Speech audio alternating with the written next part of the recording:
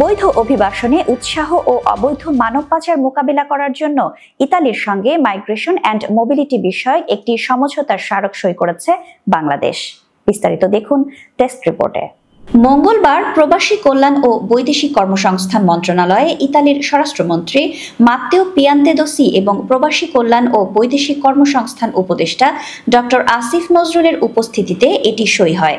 উপদেষ্টা বলেন, অভিবাসন নিয়ে বাংলাদেশ ও ইতালির মধ্যে এটি প্রথম MOU।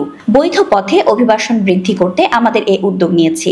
যারা ইতালি যেতে চায় তারা যেন নিরাপদে যেতে পারেন, ভালো পারিশ্রমিক পান, সেটাই লক্ষ্য আমাদের। অন্তর্বর্তী সরকার আসার পর আমরা 6টা MOU করেছি। এর প্রধান উদ্দেশ্য ইউরোপের দেশগুলোতে বৈধ অভিবাসন বৃদ্ধি করা, অবৈধ অভিবাসন বন্ধ করা।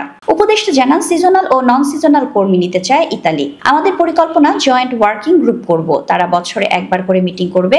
আমাদের টেকনিক্যাল ট্রেনিং সেন্টার আছে, সেখানে ইতালি যেন আমাদের কর্মীদের ইতালির ভাষা শেখাতে পারে, আমরা এই বিষয়ে তাদের অনুরোধ করেছি, তারা আমাদের অনুরোধ রাখবে। এছাড়া ইতালিতে যারা বাংলাদেশি ছাত্র আছে তাদের ভিসা প্রক্রিয়া যেন সহজ হয়। অভিবাসনের দিক দিয়ে আমাদের যেন ইতালির সরকারের ঝুঁকিপূর্ণ তালিকা থেকে বাদ দেওয়া হয় সেই অনুরোধ জানিয়েছি।